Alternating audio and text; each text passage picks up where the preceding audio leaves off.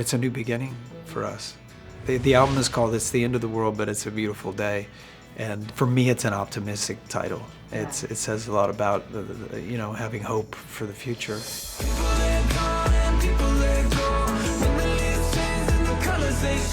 We're getting a lot of feels in it, from love to heartbreak to transcendence to seize the moment. I'm gonna take that description and put it on TikTok. That was pretty good. Oh, you're welcome. You checked off every box. I feel like your vocals have changed as well in this album. She's a ghost, and the truth is impossible. How would you say? Well, they have, and one of the goals for us with this album was to wrap the songs around the vocals, to keep the songs as simple as possible, rather than complex. 30 Seconds to Mars is known for probably the size and the scope, the anthemic nature of the songs. In this album, we still have some of those elements, but we also have, there's a lot of intimacy.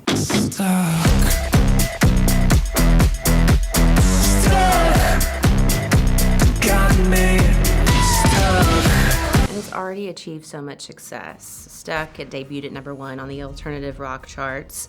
You've got 40 million streams and counting. Do you pay attention to the numbers? It's hard to not pay attention in this day and age. We're all kind of keyed into numbers because they're right next to the work that you do, so you see it, you're aware of it. But I tried to focus on the creative part of things, and I love that. I love making things and sharing things with the world. And you want to connect with people, but it's more important to connect with 10 people in a very deep and meaningful way than it is 1,000 people in a way that's not deep and meaningful. Yeah, and you've really connected with people on social media. That makeup tutorial, hot mess. What's your inspiration for the yellow? I don't know. It's just, where else can I put stuff? Let's put some lipstick on. Oh my gosh, you might call it a total disaster, but we were like winning. We loved it. Yeah. Do you have any tips for me when it comes to makeup? No, you look fantastic. My biggest goal is how do I finish quickly? But today I have the naked look or the nude look? What do you have? Nothing. The naked Today look. This is just waking up and showing up. So. Oh, honey, But I want to have what you're having. I also found it very impressive that you've never used your fame to kind of launch or help the band in any sort of way. Yeah, well, God, I would have loved to. But I feel like you did it the right way. I think with what we were doing and who we are and what our music is like, I think it would have been detrimental.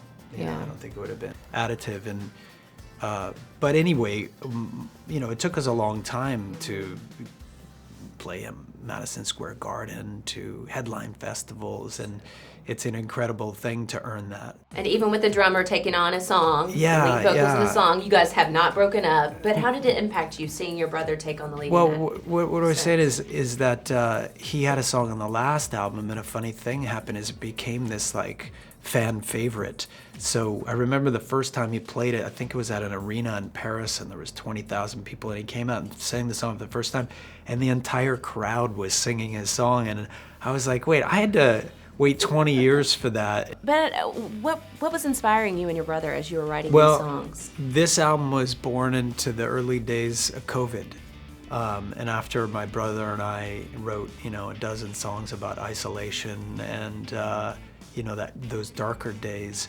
And as we started to come out of that period, the album reflected that too, that optimism, that hope, that celebration. But I think that time was probably the first period in our lives where we ever were in the same place for that length of time. So, isn't that wild? Yeah. And you guys were turning out hundreds of songs. So what was the process like in narrowing it down from hundreds of songs to 11 for this album? My brother and I had about a couple hundred songs, and the majority of the songs kind of fall to the side. In that part is pretty easy. It gets a little harder when you start to narrow it down to 20 or 30. But some songs, they share a similar territory. They might share a similar melody, or lyrically they're not as, there's not enough variety. So you really look to the songs you're most excited about.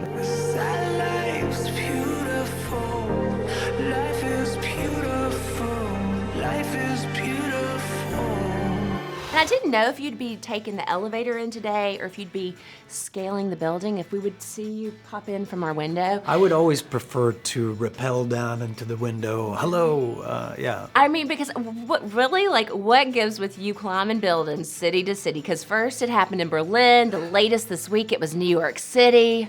What is it?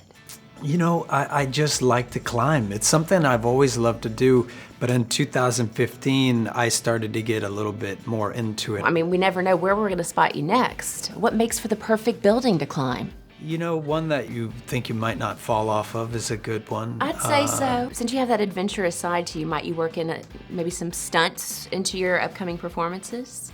Well, you know, at Lollapalooza in Chicago, I did jump off the top of the stage. Yeah, I know you did. Which was, it was really fun. It was a good excuse to do something different that we hadn't done before.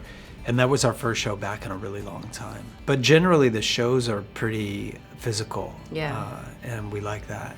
Well, and you even said recently that you don't feel like people get a chance to know the real you until they see you perform on the stage. Why do you feel that's the case? What is it about performing that just, and particularly with your music, that brings a different side of you out?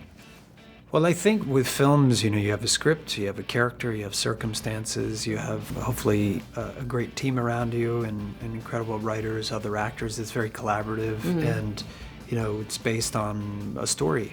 So with music, it's really personal, it's revealing, it's intimate, and especially at a live show, we are making a connection with audiences night after night. And I think it's more about just showing who you really are and sharing a piece of yourself in a really immediate way. And our shows are pretty spontaneous. Got me stuck. VMAs coming up. You guys Yeah. are nominated. You're presenting. How honored are you to walk away great. with a nomination this It's year? great. You know, we have a funny story with MTV.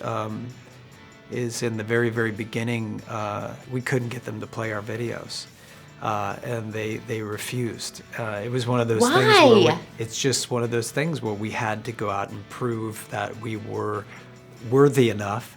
But the great thing is, we went on to have this, you know, we started with a hard no, we'll never be in the 30 Seconds to Mars business, and, you know, this is 20 years ago, to having this incredible relationship with them and winning dozens of MTV awards and, you know, presenting. I hosted once in Asia. I mean, we've had this incredible run with them, and they're great, and we love them, and